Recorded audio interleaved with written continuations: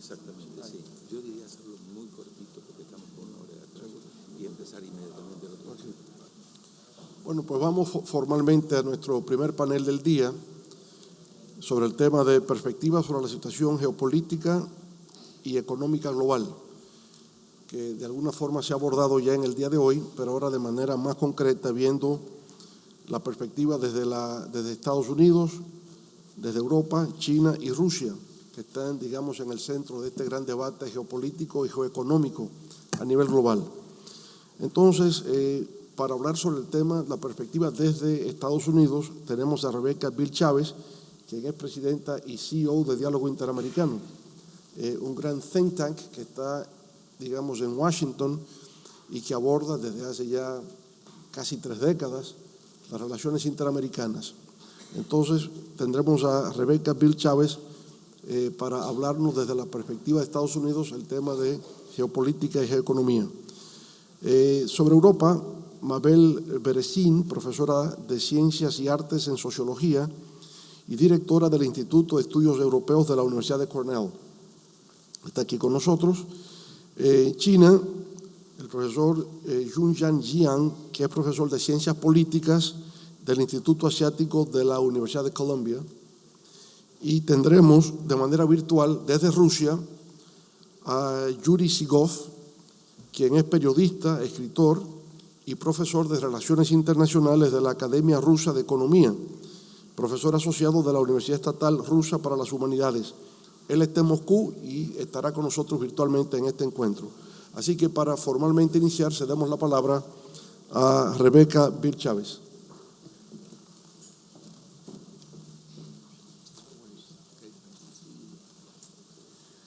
Good morning. So my name is Rebecca Bill Chavez, and I first want to say thank you to IDEA and to Funglode for inviting me to participate in today's panel. It is a real honor and pleasure to be with all of you this morning. So I'm going to get right to the task at hand, which is to outline the U.S. government, the current administration, and I should say we're coming up, a very important election is coming up, so all bets are off, depending on the outcome of that election, and we can perhaps talk about that in the Q&A. So what I want to do is outline the Biden administration's priorities in today's very complex, in many ways dangerous, and certainly fast-evolving global geopolitical environment. As Professor Stiglitz said, the world is literally splitting apart. And I have to say, too, that this was an excellent exercise for me. I focused 99.9% of my time on the Western Hemisphere. So it was a really great opportunity to take a step back and look at what's happening globally, and also to be reminded of the many competing demands on the U.S. government. Which brings me to the second part of my remarks, which is where does Latin America, where does the Caribbean fit in? And here, I'm going to do what my kids do right before the end of the movie when they tell me what's about to happen. Spoiler alert. Latin America and the Caribbean do not get the attention they deserve from the U.S. government. In some ways, this is understandable given the challenges facing the administration in Europe and in Asia, but it's a concern nonetheless for those of us who understand the deep importance of our region. So starting at a high level, the Biden administration has been very clear about its global priorities. And the priorities have been laid out in our national security strategy, in our national defense strategy, and they were repeated again on Tuesday during President Biden's speech at the UN General Assembly. And the first priority is this notion of great power competition, or strategic competition, as the Biden administration calls it. And this is primarily with China. And in a way, it's worth noting that this is an extension of the Trump view and the Trump approach, but with deeper planning, better organization, clearer action, and no typos. Sorry, that was meant to be a joke. But as Professor Stiglitz mentioned, this is one area on which both the Democrats and Republicans agree, and it's going to be a very difficult thing to soften. Second, the U.S. is aiming to address the more immediate challenge of Russia and its aggression against Ukraine, which the Biden administration and others believe deeply is that it's something that must be addressed to keep the dams that are holding up the generally stable world order from collapsing. And these were summarized just a little bit less than a year ago in Biden's national security strategy, which reads, "The most pressing strategic challenge we face as we pursue free, open, prosperous, and a secure world are from powers that layer authoritarian governance with a revisionist foreign policy." Now, what's interesting about what the Biden administration is doing is about how it's going about addressing the strategic competition. First, it's working very hard to strengthen ties with Europe through the European Union, through NATO, and with individual European countries. Some of this was simply necessary in the wake of the Trump administration, which at best neglected the transatlantic relationship. But the administration is clearly going beyond, not just in coordination on the Russian invasion, but also greater engagement on supply chain security, coordination and engagement on technology and other economic matters, and general diplomatic engagement. The turn to the Indo-Pacific is also much clearer today than it has been since the pivot to Asia was first discussed. Via the Quad, bilateral engagement, greater military cooperation, and other means, the Biden administration is creating a much deeper relationship with India. It's also working closely with Australia in the unprecedented AUKUS relationship, and it's deeply engaged with both Japan and South Korea on security and economic matters. What is remarkable is that each of these groupings and initiatives shows that the Biden administration is focused primarily on strategic competition with China, which suggests perhaps a bipolar world. But at the tactical day-to-day level, strategic competition is being pursued often through bilateral and mini-lateral relationships that are more evocative of a multipolar world that requires the United States to operate at different speeds and in different ways with different partners and allies. Something else worth mentioning is that President Biden has traditionally spoken in terms of authoritarianism versus democracy, and he did so at last year's General Assembly, for example. But at the working level, I think what we've seen emerging is what we might call a more pragmatic approach that reflects the view that the U.S. needs constructive relationships with countries that are less than democratic, with the ultimate goal of getting to a more open, secure, and rule-bound international system. Although I now question my use of that term, rule-bound, after hearing Professor Stiglitz. But despite this, I still believe, and I believe that many in the administration believe deeply in liberal democracy and showing that democracy works, that democracy delivers. And this should be a major priority for the administration, as it should be, given the broad democratic recession that we continue to see. And I very much appreciated Kevin Casasamora's remarks this morning about the democratic recession. It's a global in nature, but we're seeing it in the Western Hemisphere. This idea that the greatest threat to democracy is no longer a military coup, but instead the gradual but very deliberate dismantling of democratic institutions by leaders that are elected, but once in power, move to either degrade or eliminate checks on their power. And that's something else I'm happy to talk about, because when we think about this more pragmatic shift versus the stress on democracy, we're seeing more U.S. engagement and partnership with, like recently there was the engagement with El Salvador. And I will note that the U.S. has been very silent on issues in Mexico, erosion of democratic rules and procedures in Mexico, and in particular, the very, very extreme militarization, which has been unprecedented under AMLO. Okay, so that was a little transition into Latin America. I'm going to leave a deeper discussion on the region to, I know it's the subtopic of a later panel, but where does Latin America, where does the Caribbean fit into U.S. strategy? And here I'll say that there was optimism, and I see some in the room who worked with me in the lead up to, well, on the Biden campaign, and there was a lot of optimism that we were going to enter a new era of engagement with Latin America and the Caribbean.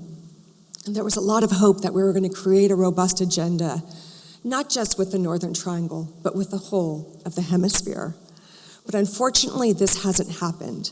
As I mentioned at the beginning, there are many other competing priorities, but what we need and what we should continue to push for is a clear policy or strategic framework that focuses on the many shared interests that we share as a hemisphere, builds strong partnerships, and aims to find solutions to challenges that are truly region-wide. In Biden's speech, he talked about the need to address shared challenges together, that today's challenges transcend boundaries and one single country can't address them on their own. These include poverty and socioeconomic inequality, COVID-19 and future health crises, climate change, of course, citizen insecurity, and impunity. So one other thing, I'm not sure how I am on time. Do I have a minute left? 5 minutes. I still have 5 minutes? Oh, I was speaking really rapidly. I was trying to make sure I had time. So great. So I can talk a little bit more about the region that I love. So there are, I want to say, tremendous opportunities. And one of my greatest takeaways from the Biden speech at the UN was the way he spoke about China. And he was very explicit in saying that this is not a Cold War. To me, so far, up until then, it's looked a lot like a Cold War. We saw very clearly during the Trump administration, when administration officials would travel to the region, that they would say, you have to make a choice between the U.S. and China. The problem is that the U.S. is not, and continues, we're not providing a very compelling alternative to China. And I think that needs to be front and center in any strategy of engagement with the region. Recognition that the U.S. must show that it is a reliable partner. And I think there are many areas in which we could do this. One is nearshoring, which came up earlier.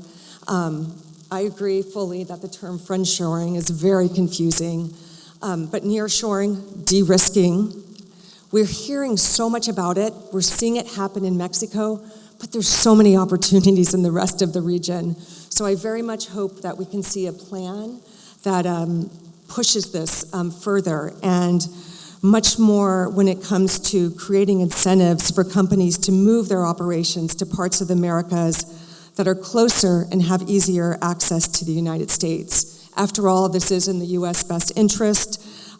There's so many opportunities to reroute and reinforce more secure and reliable supply chains through the Americas. We're also hearing a lot about APEP. I think that this is a very promising initiative. I think I'm also very eager to see more meat on the bones of the America's Partnership for Economic Prosperity. Blinken and U.S. Trade Representative Catherine Tai had a meeting with the 11 member countries, and I think that this is another opportunity that we should be looking at.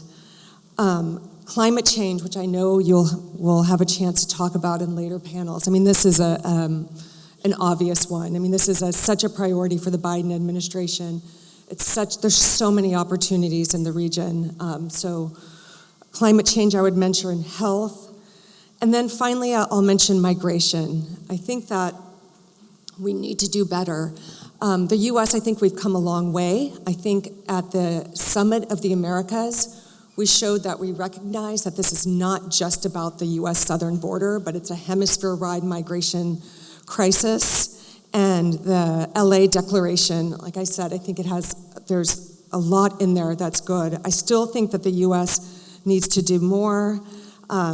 We need to provide more support to those countries that are receiving record numbers of migrants, Colombia with the Venezuelans, Costa Rica, of course, with the Nicaraguans. I was very pleased, though, to see the announcement yesterday, which I think is a huge step, that the U.S. is going to grant temporary protected status to close to 500,000 Venezuelans living in the United States. So I think that the Biden administration and the U.S. as a whole, we face a very fast-evolving, changing global environment. And it really is time for the U.S. government to take another look at the hemisphere as a region that requires attention and partnership from the U.S. And something else I very much hope is that we can start to look at the region more as not just the challenges and not just through the narrow domestic politics lens, but see all of the opportunities that exist in the hemisphere. And I think I'll stop here. I have to apologize again for speaking so quickly at the beginning, but I wanted to make sure I had time to get everything in. I'm happy to talk more about democracy and the state of democracy during questions and answers, because I think that is I agree fully with Kevin that this is one of the most pressing challenges in the hemisphere. And I would also say that it's a challenge in the United States as well. We've seen the fault lines in our institutions, so it's important to acknowledge that. Thank you.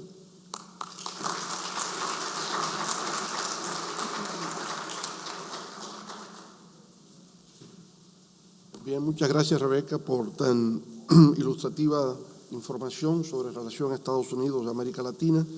Vamos ahora con la segunda panelista de este evento. Tenemos a la profesora Mabel Berezin, quien es profesora de Ciencias y Artes, es socióloga y dirige el Instituto de Estudios Europeos de la Universidad de Cornell. Por favor.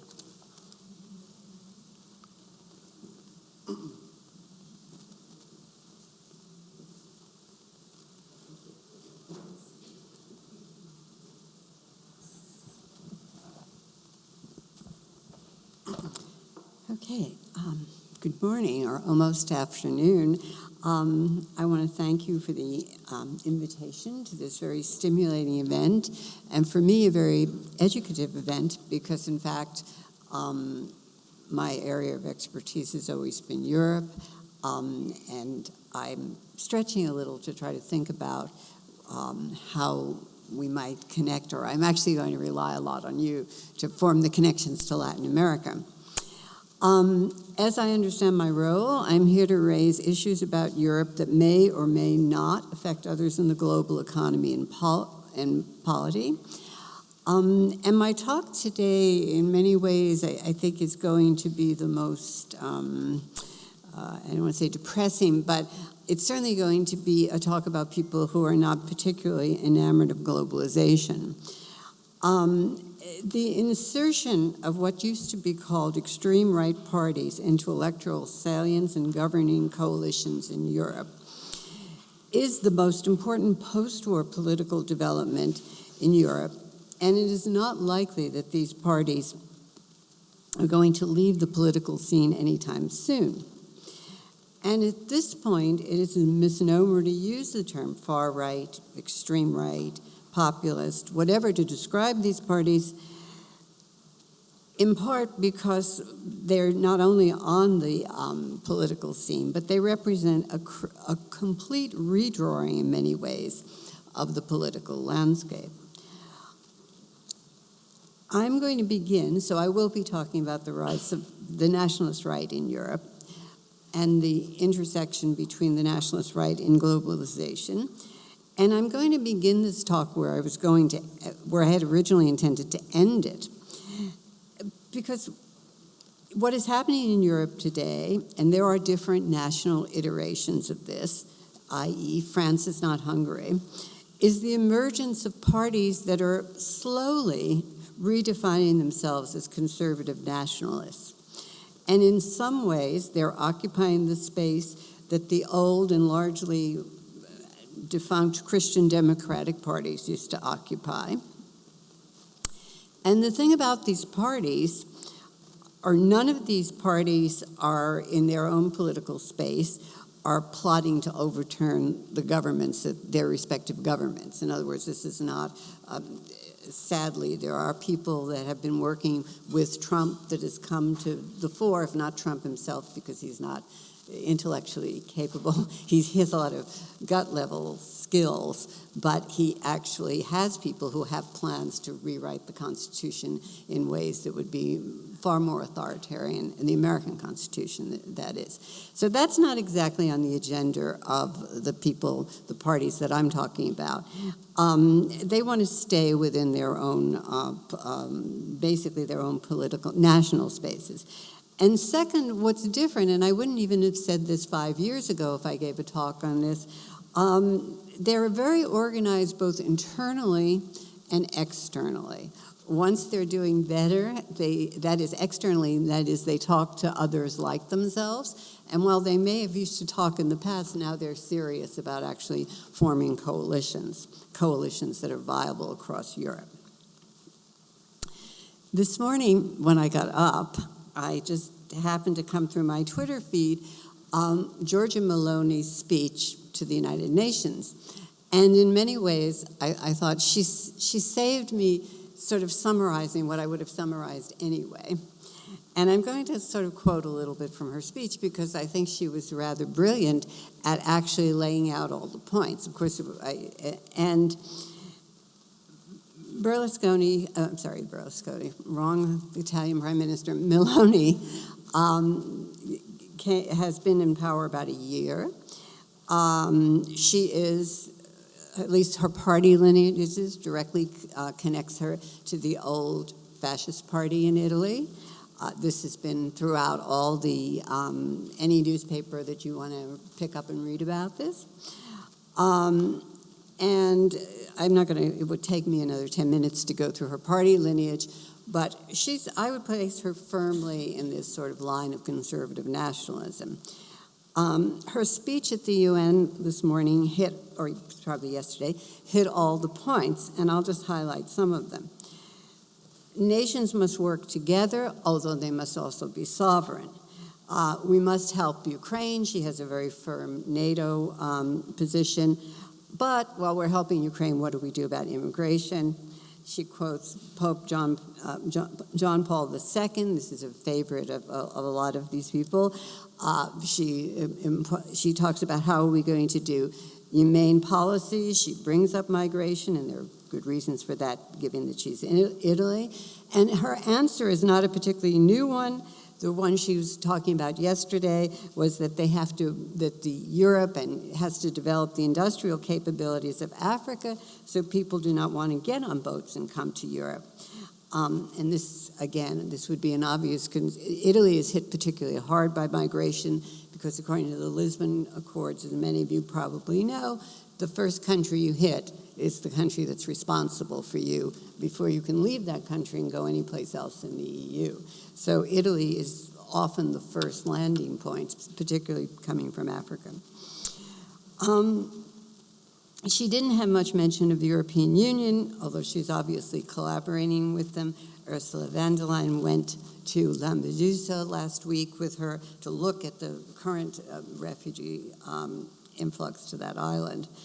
But the European Union is another important actor in this European story, and if nothing else, it has been a clear object of animus among all these sort of right-wing nationalist parties. And I have argued in print in various places that some of its I don't want to use the word failures, it's a little too harsh, but some of its lack of capability in some areas have certainly helped what I'm now calling national conservatives develop their own talking points against globalization and Europeanization. Now, globalization versus nationalism versus national community, this is the major fault line in Europe. It is the fracture point that Europe is struggling with. And the real problem is that Europe is trying to position itself versus China, versus Russia, versus the U.S., trying to have some sort of a European role in defense, how much, how little, what countries, etc.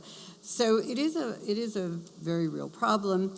And leaving EU used to be a big talking point of the right, but since Brexit is on no one's political agenda, rather working within the EU Parliament in their own blocs, that is, when I say blocs of conservative nationalists or right-wingers or whatever you want to call them, that seems to be the strategy at the moment. And as I said a few sentences back, these people are actually talking to each other in a real way that they weren't, 5 or 6 years ago. So in my 8 minutes, which are quickly evaporating, I want to run through a few things about these parties, whatever name we want to call them. Almost every narrative assessment of the right begins with a kind of truism that the people who vote for right-wing parties are the left outs of society. And indeed, there is more than a partial truth here. The empirical research supports it. But it does not provide an analytic account of why these left behinds are turning right and not left. One would have expected in the past for these kinds of people to basically become left-wingers, not right-wingers. And I'm going to sort of quickly lay out some reasons for that. First, what one has to be aware of is that these parties are not new. Some of them have been around from the post-war period, even in the Nordic countries, which we often associate only with social democracy. Every country in Europe had some party or other of this. And there was a distinct geographical pattern to these parties, geographical into the sense of which seemed to have more political valence, more electoral salience in a country. For example, very quickly, virtually up until quite recently, actually, there were no parties in Germany. The AfD there were small, tiny parties that had no political significance. So I used to have many charts of this that I would show if this talk was longer. But Germany was a blank at that time. Britain was a blank at that time. The Mediterranean Europe was a blank at that time, in part because the Mediterranean retained its connections to left-wing party organizing. Italy was always kind of like just up and down in the map, and seemed to need its own explanation. But France, Netherlands, Belgium, even Austria had a sort of the graphs, as it were, between who was winning elections and who was ahead and who wasn't, who was left, who was right, who was center, was very variable in those countries. Now, I argue the pattern in this all changed after 2015. A lot of people point to 2016 when they talk about right-wing politics, because they talk about Brexit and they talk about Trump. But I argue that 2015 is a crucial year. And I'll give two very quick explanations. One, what I call the contingency of events, and the second, what I call are sort of misrecognitions that had always been present that were suddenly coming to power.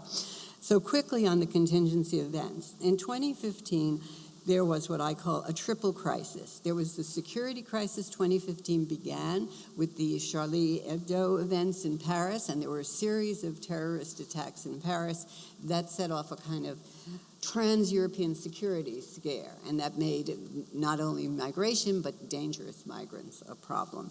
The second crisis was the Greek debt crisis in the summer of 2015. Now, there had been the sovereign debt crisis in 2008, and by 2015, things were sort of wending their way out. But the Greek crisis in 2015 was very, very dramatic. It was in all the newspapers. And it was a crisis point on, is this really one union, or what are we doing here economically? And then, of course, in the fall of 2015, the refugee crisis, which was also another dramatic. And by the way, all three of these crises were not just something, that you had to be an expert on Europe to see. They were in all the international papers.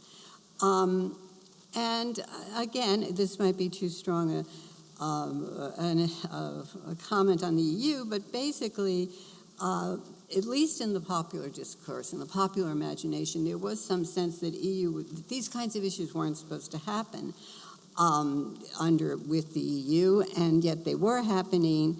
And at this point, and I don't want to push the causality too much here, Europe had a right turn that basically started to appear in every country. Rightist, and the other interesting point at this, that you can start to see very clearly at this point, is that rightists started adopting the traditional left language of the left. So suddenly it was the right-wing parties, these what I'm calling national conservatives, were basically the party of the people and not the parties that had supposedly traditionally been in favor. So the next question is, the next part of this talk is the misrecognition, what I'm calling misrecognitions that had always been present. And in many ways, this shift to the right actually happened long before 2015. The post-war, so I wanted to talk about the political landscape of Europe. In many ways, the post-war European social contract began to decline in the 1970s with the first Gulf oil crisis. And as that was as all the problems attached, that was happening, what had been the European left, the Social Democrats, et cetera, and they were all different in every country, but in the 70s and the 80s, they started to become technocratic. And some of this, the inequality that Professor Stiglitz was talking about, actually started to have its growth period at that point, or its beginnings, I guess. And you started to see a kind of shift to what we call what's become a big issue in the United States, the meritocratic classes who are taking everything. And of course, this led to various forms of inequalities that people weren't paying that much attention to. And by the time we got to the 90s, the left, or what was left of the left, or what had become the left, also developed a kind of attachment to a cosmopolitan, multicultural discourse, which conveyed to a lot of these, the left-behind people, that the left was more interested in immigration than they were, or in immigrants than they were actually in the people, the natives who were actually living on the territory. So all of this stuff was bubbling under the surface. And again, it kept, in the 2019 European parliamentary election, an election that usually has people not voting so much, but a lot of people came out in 2019, and 2019 there was a lot of discussion about this would be the year that the right-wingers would take over Europe. Didn't quite happen, but Mette Frederiksen, the Prime Minister of Denmark, there was a lot of publicity because the left did very well in Denmark, she said to the people, "We have left you, you did not leave us," talking about the shift in these parties that had in the past been champions of the people. So there was a beginning of this recognition of the problem. One of the things about the EU is that analysts often forget how hard it was to sell Europe to Europe national constituencies. In 2005, the French and the Dutch, in a referendum, turned down the European Constitution. So there was a general dislike, particularly in France, it was a very big deal when this happened, of not wanting more Europe. Anyway, by what's left of the left has basically been losing elections or performing poorly all over Europe, and by now there are virtually no parties of the left. So that space is gone. And even the Greens are losing their luster. In the 2022 presidential election, only Marine Le Pen, the right-winger, had a political party that she ran with that was older than 10 years. Macron was, one could argue, the globalist candidate. His party started with him in 2017. Mélenchon, the leftist candidate, he is the typical example of the anti-globalist leftist, and his was a party that started in 2012. So basically, there was a lot of sort of political fodder that helped stimulate this anti-globalization approach. Now, there are three things that naturally cross borders: germs, environment, and financial trade, on the computer and things like that. And it is ironic then that when, and people, migrants, there's collateral damages of these germs and environment. And it is ironic when COVID came along the immediate response was national. So I really liked the discussion that Professor Stieglitz provided, particularly his discussion of de-risking. By the time we got to Ukraine in 2022, I had colleagues who research Europe almost saying, well, this is good because this is going to bring everybody together because most of the countries, even the right-wingers, wanted to support Ukraine. And, yes, no, and when the gas prices went up, that logic, it's shaky at best. 2022 was a banner year for the nationalist right in Europe. Hungary in the spring, France, Macron won, but the line between him and Marine Le Pen is getting smaller and smaller, and there was just a survey in France that said if the election were held today, Marine Le Pen would win. Sweden had a big showing in the fall of 2022, and then Italy in 2022. So to conclude here, where is Europe now, and what does this have to do with the topic at hand? 2024 is another European election. It is the end of Ursula von der Leyen's term. She just gave her speech a week or so ago, and she called for a Europe of history, and she talked a lot about a Europe of history and a Europe of the future. And she talked about the need for growth, for competition. She talked about the green politics and the agenda, and she also talked about, of course, migration. Now, there's a lot of ironies here that I can't go into, but green politics is becoming not generally popular. It was one of the issues around the yellow vests in France in 2018, were fuel tax that came from wanting to have a more a tax on people who were driving cars, which didn't mean much if you live in the center of Paris, but means a lot if you have to drive to work. And the other thing, of course, is migration, in which she seems to be, and this is just like happening yet, virtually yesterday, she seems to be sort of, at least going to Italy with Meloni to talk about this. So I just leave it there. Paradox, there is a paradox, there's always a paradox, and basically the idea of the national solution, people tend to forget that you can't become a member of Europe, you can't get an EU passport without already being a citizen of another European country. So I'm leading to my conclusion, which is that at least in the European context, I think we are in an intractable moment. Not very optimistic, I suppose. Conservative nationalism actually does have a great fondness for the social programs that social democracy used to push, but it also has this protectionist attitude towards economic issues. And all over Europe, one could argue, there is a retreat to nationalism, and there are some reasons why nationalism means specific things in the European context, and there is this almost repulsion among some groups, not all, to things that are global or transnational. International doesn't seem to be a word that bothers people, but the global and the transnational do. So, concluding here, where are we going? This is a reality problem in that it is something must be done. It is not 1933, it's not 1968, it's not even 1989. So the kinds of solutions to the forward movement, which every national political space has to have, is not obviously clear. The tension between globalization and nationalism is not going to go away. There are 2024 European parliamentary elections. It is going to be very interesting to see who comes out on top, what the distribution of seats are going to be, and is the sort of plan to make the European Parliament somewhat of a national parliament if there's going to be any traction to that. In the meanwhile, I will just leave you on that note and ask you to draw the connections to Latin America because that is the expertise of everybody in this room. Thank you.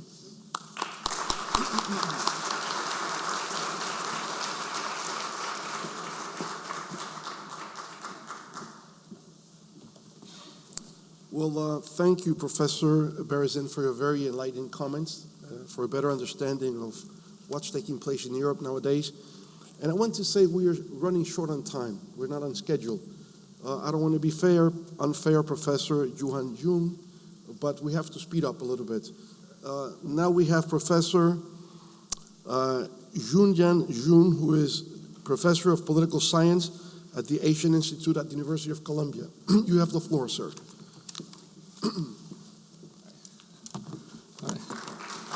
Thank you. I know we're short on time, so I try to not be the person who stands between you and lunch. But I just want to start by, thanking the organizers and especially Mr. President for, and his wonderful team to, for, putting together this wonderful event and for inviting me. I've learned a lot from this morning's discussions and remarks. I also want to share Mabel's confession that my primary expertise is actually on China, Chinese politics and Chinese political economy. I don't know much about Latin America, so I have to rely on you guys to. So I'll talk about what I know, and I'll rely on you guys to sort of draw the connection between what I talk about and the Latin American situation. So I was asked to comment on where China is today and where it is heading to in the future.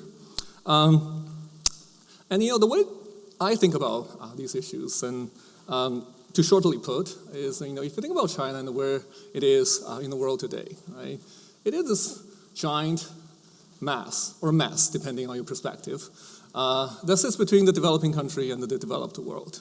Right? So if you look around the Earth, right, there's 7.8 billion people living on this planet. Right?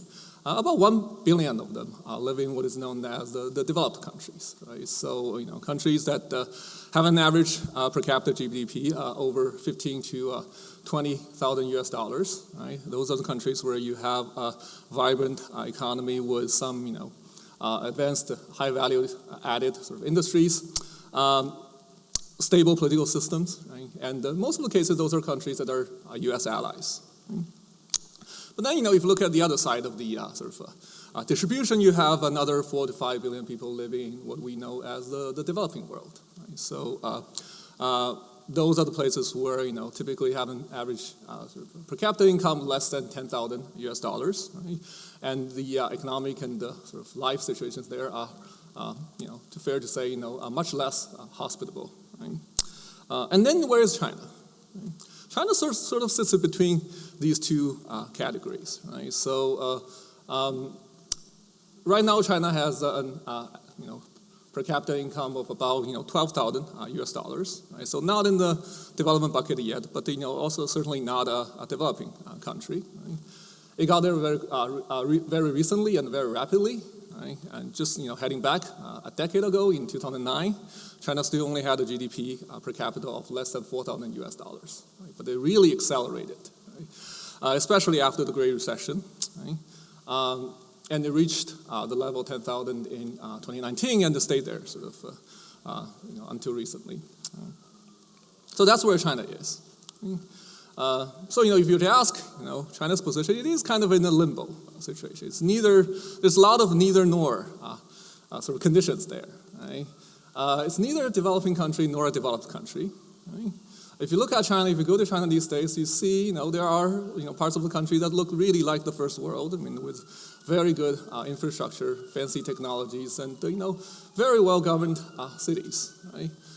But on the other hand, if you go to some other parts of the country, right, especially in the countryside, you still see, abject poverty and very sort of pitiful situations, right, living conditions. Right?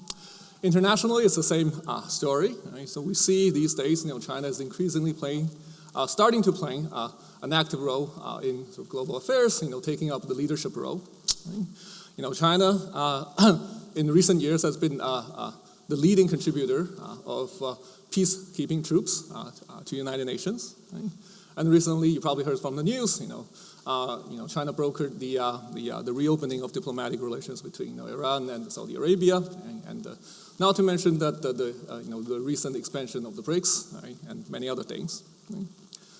But on the other hand, if you think about the mentality that Chinese policymakers have, at least for now, right? I mean, it is still very much a mentality of developing country mindset, right? I mean, it doesn't really see itself as a sort of another emerging world power or another hegemon, right? But the mindset behind making these policies is still very much China still belongs to the developing country camp, right? It's the biggest and the largest, but it's not a sort of world hegemon, right?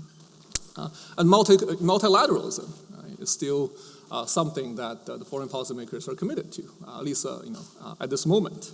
Right? Things like RCEP, the APEC, or the expansion of BRICS are sort of examples of that. Right?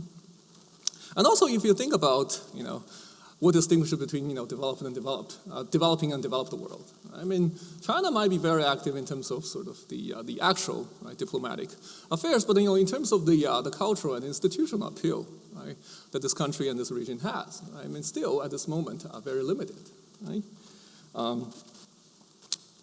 So there's still a lot of learning, right, that the country seeks to have, right, with the rest of the world. Right? And also, in terms of China's relationship with the global economic order, right, it's fair to say that China is neither an insider nor an outsider. I mean, China was not there, right, when the fundamental rules of the new liberal economic order, those international economic organizations, were funded. At least, People's Republic of China was not there. But it came relatively late to the game. But it also benefited tremendously, right, from joining the WTO, being part of the the international economic system, and being the world factory. Right? So it benefited tremendously. Right? But of course, this benefit came with also a tremendous cost. Right? Not only to some of the the workers in China, but also to all the workers in the United States and people in many other places. Right? So both within and outside China these days, there are sort of there's this demand, right, or this fear that China might eventually sort of come in and sort of rewrite the rules, right, for good or bad reasons. And also think in terms of China's relationship with the United States. Right? It's neither a friend nor a foe. Right? I mean, what Professor Stiglitz has just mentioned. There's now pretty much sort of a bipartisan consensus, right, on how to deal with China. You have to be toughened up. But then, if you look at the actual exchange, right, between these two countries in terms of economics, in terms of investment, in terms of trade, in terms of people-to-people exchange, right, it's still going on and going on very vibrantly, despite all these travel restrictions and all these political barriers that are out there, right?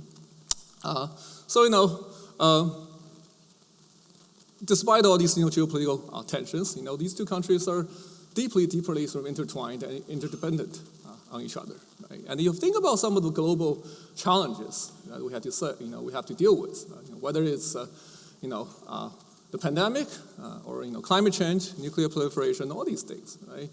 None of these things can be easily done by just one country, right?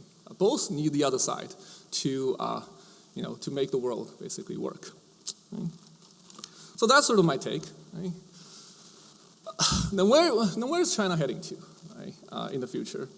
The way I see it is that there's still a lot of uncertainties because it is in this sort of limbo stage. Right?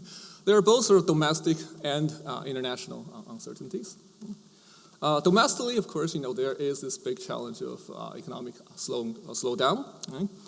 If you think of what is the greatest challenge to China 10, 20 years sort of down the road, I will say the demographic change will be a big one, right? Because the country is facing a dwindling population. Right? Last year, 2022, was the first year where you see a decline in the Chinese population. Right? And now, not to mention that it's already been overtaken by India, right, as the most populous country in the world. Right? And declining fertility will have all sorts of implications, right?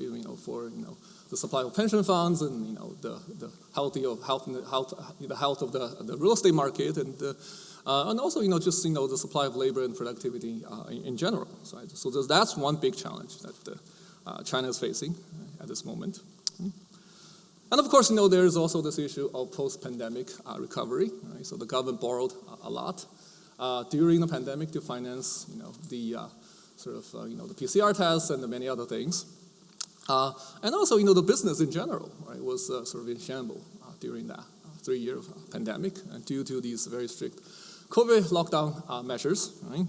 And now, some of them are sort of coming back, but, there's still among the business community a lot of concern, the reservation as to, is the business climate sort of getting, has really improved, and, what the government do if there's another public health crisis, right? So there's still a lot of sort of ambivalences and the sort of uncertainties there, right? And finally, there's, of course, this challenge of climbing up the value chain. Right? I mean, if you think about, an economy moving from, middle income to high income, usually you have to upgrade, what you produce, right? That's just what, a lot of the countries have experienced. South Korea, right? Singapore, Taiwan, all these places, right? Presumably China had to do the same, right? But at a much larger scale, right? And if you think on these earlier sort of East Asian economies, a lot of them did this under the auspices of the United States, right? And China's going to have to do it, despite, right, U.S. blockade and U.S. resistance, right? So it's going to be whether they can do it is an interesting thing to watch, I think, down the road. Right? And that brings us to my final and the sort of last issue of uncertainty, right, in China's future, and that is U.S.-China relations. Right? So that's sort of one giant elephant in the room. Right? And just to quote my sort of one of my colleagues' remark on this. Right? So if you think about the U.S.-China relations, I mean, it can't really get better, right? But it can get a lot worse. Right? But then the question is how bad it can be. Right? We don't know. Right?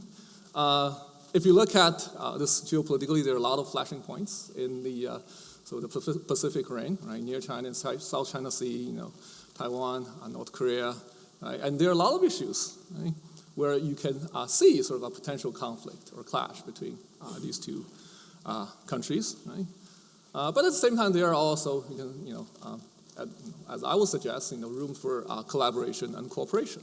Right? So on all these issues that are sort of common challenges, right, to the humanity, I think there's a lot of things that U.S. and China can do together, right, to address them. Right? So really, where China will be heading to, or where the world will be heading to, right, really depends on how these uncertainties are resolved, and most importantly, how U.S.-China relations will go in the future. Right? So that's all I have. Thank you.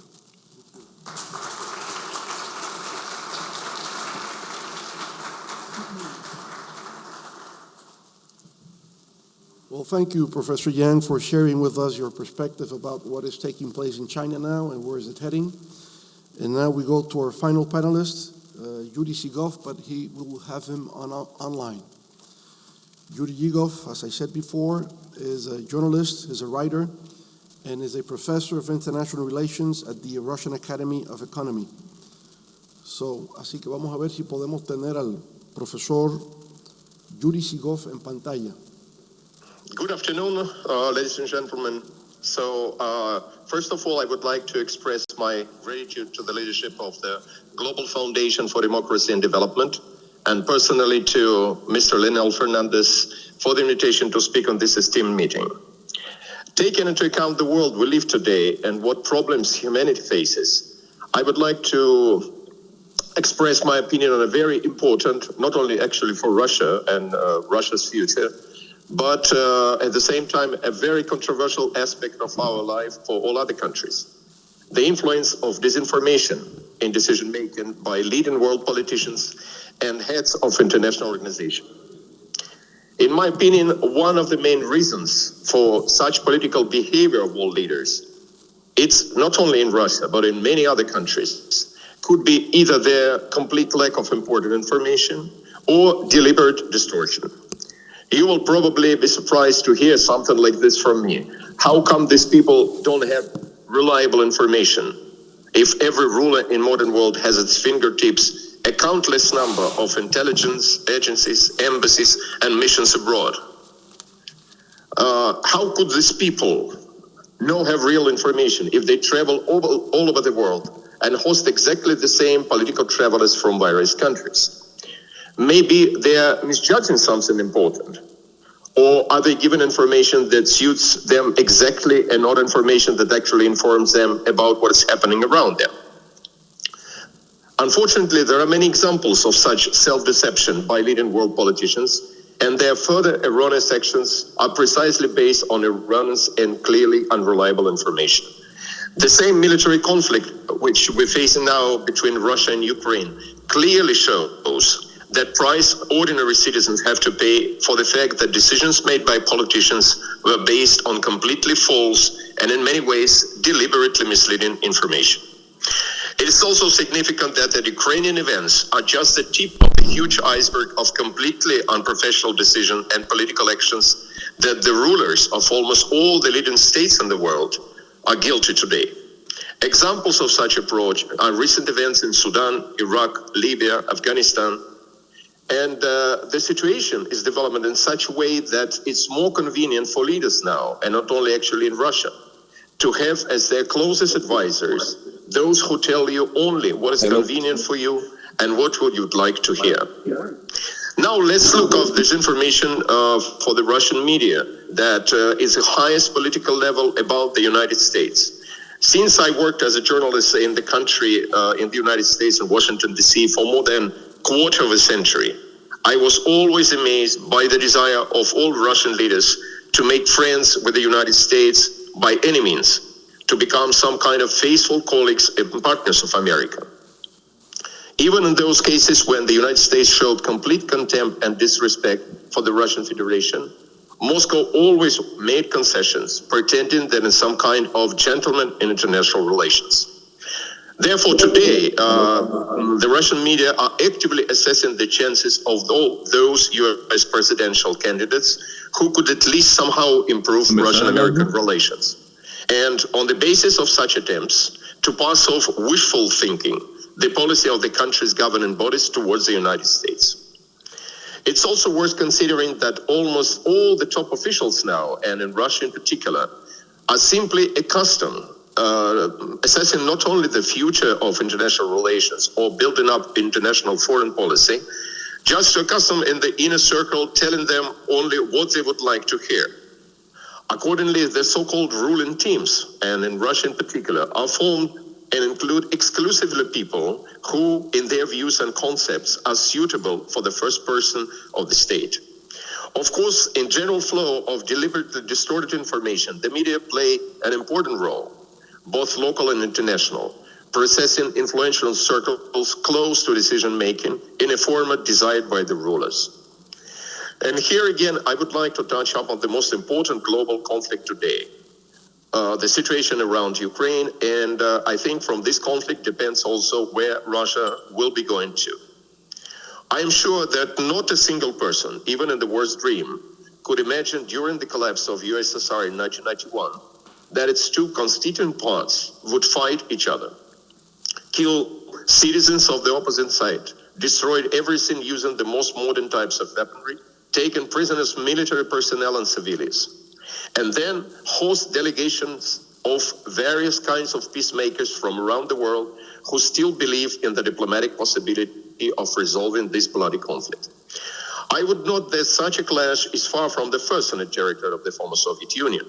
Armenia and Azerbaijan, Kyrgyzstan and Tajikistan have fought and are fighting. The situation has always been on the brink of war since 1992 in Transnistria area. And in 2008, there was a full-scale war between Russia and Georgia. Meanwhile, the current conflict between the Russian Federation and Ukraine is a special one in terms of the degree of influence of all states of the world. For the first time since the end of the World War II, a purely regional conflict has turned into a global nightmare for all components of the world economy, from finance and trade to the level of prices for energy, wheat, chemical fertilizers, and much that just yesterday had nothing to do with the situation around this or that village or town in Ukraine. Now Ukraine seems to go on offensive. Russia is defending itself. The West is sending new types of weaponry and ammunition to Ukrainian side. To Ukrainian side. And nobody knows actually how and in which form it will be over. We must also take into account that the current situation on the front, at the moment Russian, not Ukrainian troops, can go on offensive at any moment. And some other part of Ukraine will be under Russian control. In this situation, to my mind, the collective West can send its troops, at least Poland can do it, to Ukrainian territory and try to protect it. Plus, we should not forget about the presence on Transnistria region with the possibility of involving Moldova in this military conflict. Definitely, the situation remains very tense and very unclear. And the question is, of course, it's not only for European countries, but first of all for Latin American countries. What should those who are not directly involved in this conflict, but who have been suffering from its continuation for more than a year and a half, do in this situation? Probably it's the best to distance ourselves as much as possible from those situations when the economic and trade interests are drawn into the conflict between Moscow and Kiev. Latin American countries and Caribbean countries, they still have a chance of falling under sanctions from one or another side of the conflict, which they should also try to avoid as much as possible. And also, in case the military situation remains tense, a truly full-scale military conflict could break out on a very center of Europe with participation of NATO countries if Russia is going to offensive. And then the current exclusively Russian-Ukrainian conflict will seem like child's play in comparison with even more harsh and cruel realities. And it's precisely this further development of events that the world community must try to avoid at all costs. You also should take into consideration that next year for March, there are planned elections, presidential elections in Russia, and there are more voices now coming, especially from the Russian parliament, saying that it's important now to cancel any kind of elections because the war is on, or like we call it special military operation. So there is no need to make any political changes in the country. It may also change the situation within the Russian political elites. You can also see that basically all the Russian leaders now are 70 plus. And for example, in the academy and at the university, I'm dealing with students who are 20, 21 years old, and they're thinking about their own future. And I would say that the interests of people who are running the country contradict in many ways with the interests, of course, of the young generation. So we will have also the generation gap, not only in mentality and assessment of the situation, but also the plans for the future. And it should be also taken into consideration looking at what's going on the Russian-Ukrainian front, which, as I said, for the first time, basically makes this kind of impact on the whole world. Even so-called regional conflict where the front line is around 1,000 kilometers. So therefore, it's a big challenge for not only this year, but I think for years to come, not only how to solve this conflict with Ukraine and Russia, but also what to do next in a global scale. Because as I mentioned, for example, now we have a situation where the Russian government is trying to build up new relations with China and India. Through the universities, we see that, for example, on foreign languages, German and Italian are not, necessary anymore. The students say, what kind of language we're supposed to learn in order to be competitive in this world? And it's coming now, not only Chinese language, but also languages like Hindi, Swahili, and languages that we never had before, on a large scale. And also, when you look for so-called allies, you just probably witnessed the economic forum on the Russian Far East, where the North Korean leader came on his own train in order to have talks with Russian president, and at the same time to visit purely military things. He visited a number of military units, he visited some military factories, production of different kind of weaponry, and it's another signal to, especially to Asia-Pacific region, that it's a kind of new build-up of the union between China, North Korea, and Russia. All these things really provoke new tension in this, not only in this region, But at the same time, I think the conflict in Ukraine, conflict in the very center of European continent, will be predominant for the next at least 6-8 months, and then we'll see what will be after March of next year, whether we have elections for basically the same president, the same individual, or something may happen completely different, only in a case if there are drastic changes on the military battlefront between Russia and Ukraine. Professor Sigov, thank you very much for talking to us directly from Moscow.